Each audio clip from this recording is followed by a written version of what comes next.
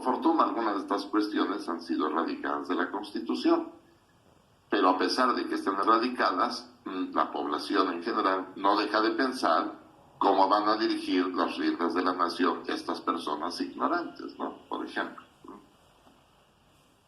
Bueno, el caso es que esto propuso una lucha que solo convino a los intereses de la antigua clase superior, que sería nuestra burguesía, es decir, la clase criolla. Y algunos han comentado que si vemos los apellidos que tenían en esa época, siguen rigiendo en nuestro tiempo todavía hoy, ¿no? Todavía se mantienen ahí. Bueno, pero vamos al relato, solamente al relato jurídico o filosófico del derecho de las justificaciones de estas guerras, o de sus resultados, mejor dicho, las nuevas constituciones.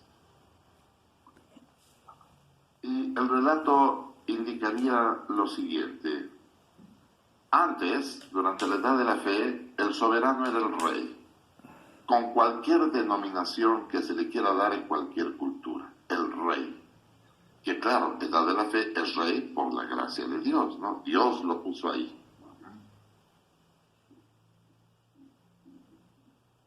Pero cuando pasamos a la modernidad ya no es así. Y ese es el gran punto de interés aquí en estas 5 sesiones. El soberano es el ciudadano. Cambió todo. Con estas modificaciones que hablo de México, de se pierde la ciudadanía por embriaguez consuetudinaria, por no ganar suficiente dinero, estos están excluidos de la proyección del orden. Entonces el único que puede hacerlo es el ciudadano. O sea, la soberanía, que entonces en este caso podríamos llamar soberanía popular, la encarna el ciudadano, visto como libre igual a los demás. Es decir, que por primera vez, y se mantiene hasta nuestros días, el privado es el que va a mandar, ya no lo público, sino el privado.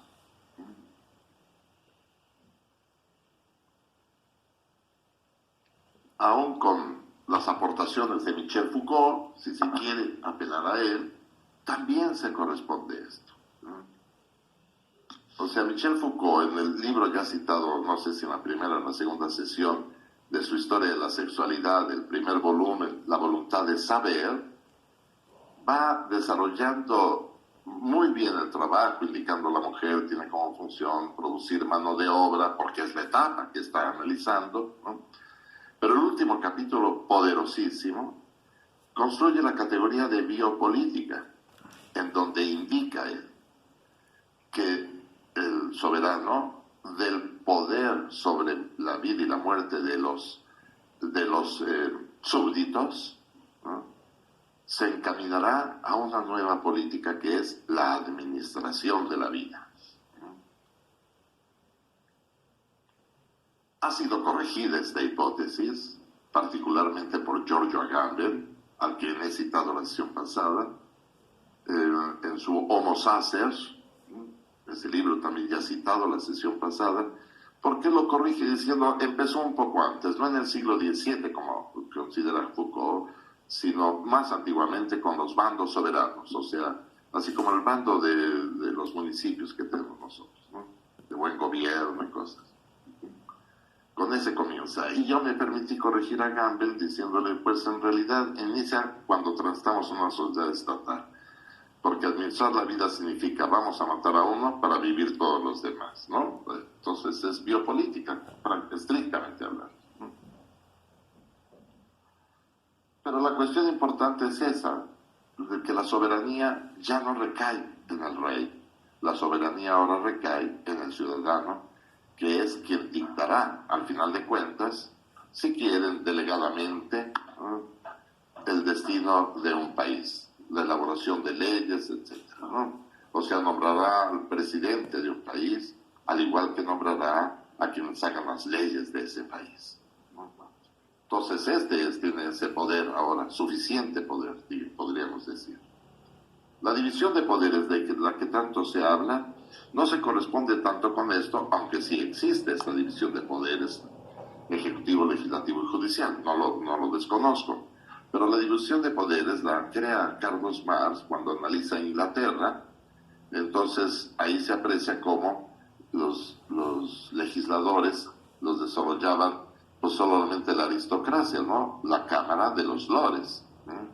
Entonces, para equilibrar el poder, o sea, dividamos el poder, pues entonces ahora ponemos la Cámara de los Comunes. Entonces están los chicos que no tienen sangre azul, que deciden también las leyes frente a los otros. O sea, se dividió el poder. Ese creo que sería mucho más estricto el sentido de esta división de poder. Y la nuestra se ha hecho para esos efectos de que no tenga el poder solo una persona, como es el caso del Ejecutivo, ¿verdad? Que erramos siempre porque lo reconocemos como el primer mandatario, ¿no? Es el primer mandatario, o sea que en un contrato de mandato es el primero que debe de obedecer, ¿no? O sea que me gustaría tenerlo aquí presente, al señor AMLO, para decirle, sírveme un café porque no puede interrumpir mi clase, ¿no? Porque tú debes de obedecerme, el soberano soy yo, tú no, yo soy el soberano, por ejemplo, ¿no? Se lo diría a Peña Nieto, a cualquier otro, por supuesto, no nada más esto.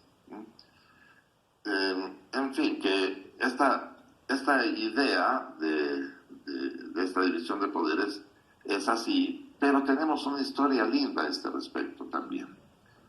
He citado las leyes constitucionales de los años 30, del siglo XIX, y en ella esta división de poderes es peculiar, porque quien manda, el equivalente a lo que hoy es el presidente, digamos, al ejecutivo, dice el supremo poder ejecutivo. ¿Sí? Con el nombre de la organización que estuviera dirigiendo el ejecutivo en esas leyes, sé que se me olvida su nombre, Consejo Supremo o algo parecido.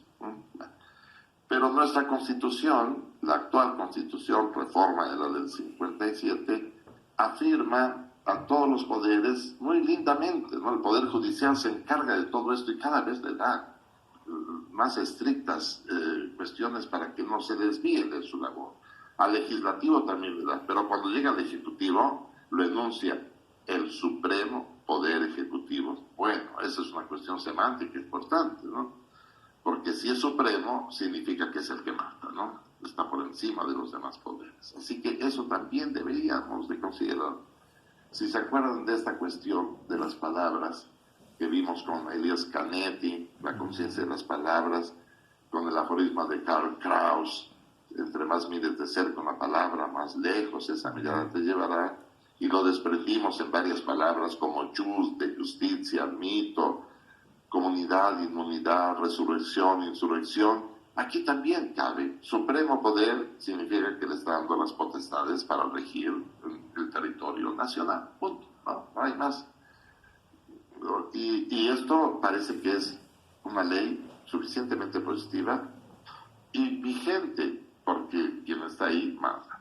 A pesar de lo que se hace ahora en esta administración, en donde consultemos a ver lo que diga el pueblo, por ejemplo, ¿no? O bien que yo soy respetuoso de lo que diga la Fiscalía o el Poder Judicial, está bien, ¿no? Pero de todas formas, todos quieren ser presidentes, no tengo la menor idea por qué, digamos, quieren ser presidentes. Por la gana. Bien, el punto clave es este.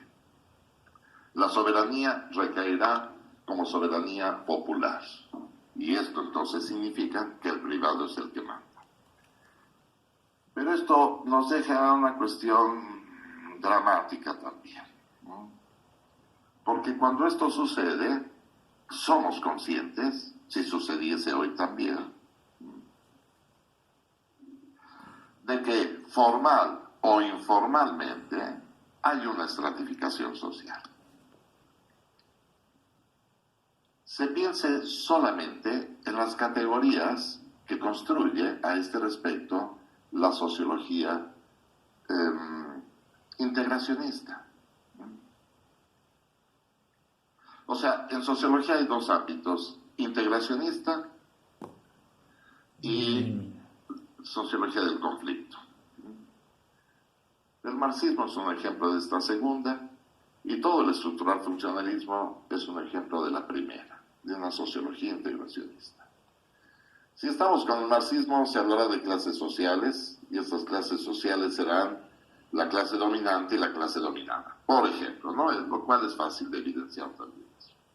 Pero si estamos con otra sociología, nos hablará, y lo repetimos discriminadamente, y también los relatos sociológicos, estadísticos y demás también lo describen. Las clases son tres: clase baja, media y alta, ¿no? Ahí está, clase baja, media y alta. Y claro que, aunque se afirme que incluye múltiples variables, la variable decisiva es la variable económica, ¿no?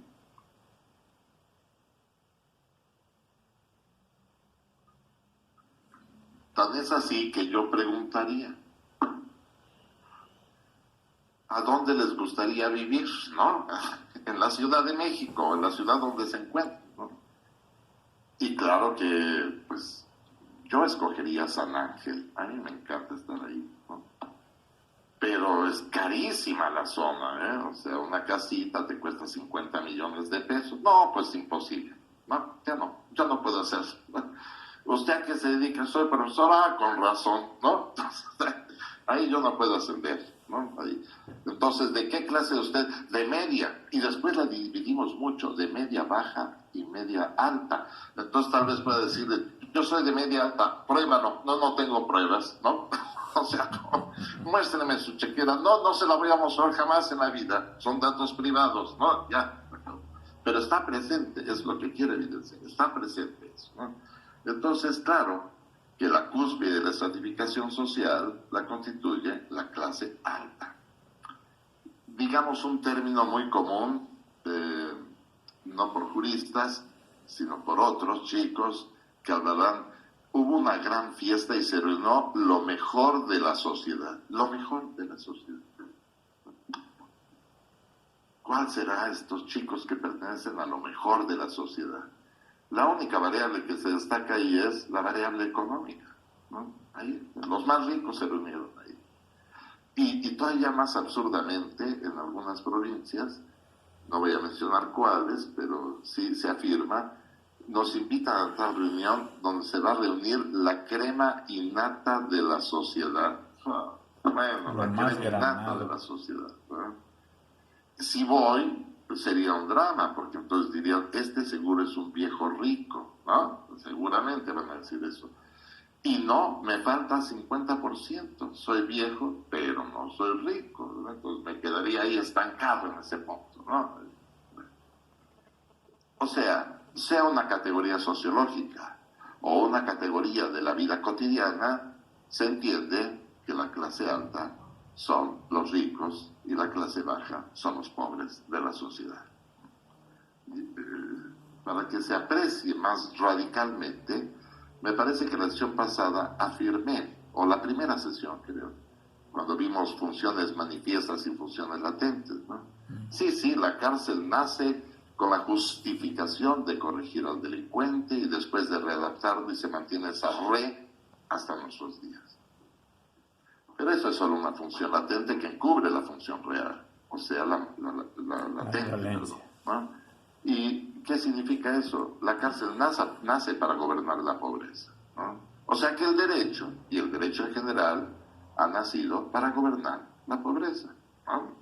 Y mantener esa estratificación social, y apelo ahora sí entonces al último estrato de la colonia. Ahí te estás, ¿no? Gran complicación. Voy a narrar esto en la experiencia europea, que es la que inicia toda esta cuestión, ¿verdad? O sea, la Revolución Francesa, ¿no? Y en todos lados donde esto viene a suceder, se va imitando, ¿no? Porque somos miméticos también, ¿no? Pero también somos miméticos porque conviene a unos segmentos sociales, obviamente a los estratos superiores de la sociedad, o sea, en la variable económica.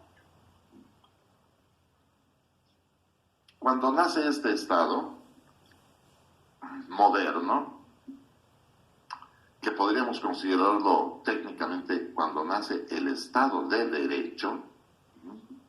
Después se le ha calificado en muchos términos Estado social y democrático de derecho, etcétera. No importa eso. Cuando nace este Estado de Derecho, el Estado, o sea, las instituciones derivadas de la Constitución, tienen solo una función, una única función. Y esta es la de custodiar las libertades del nuevo soberano que es el ciudadano.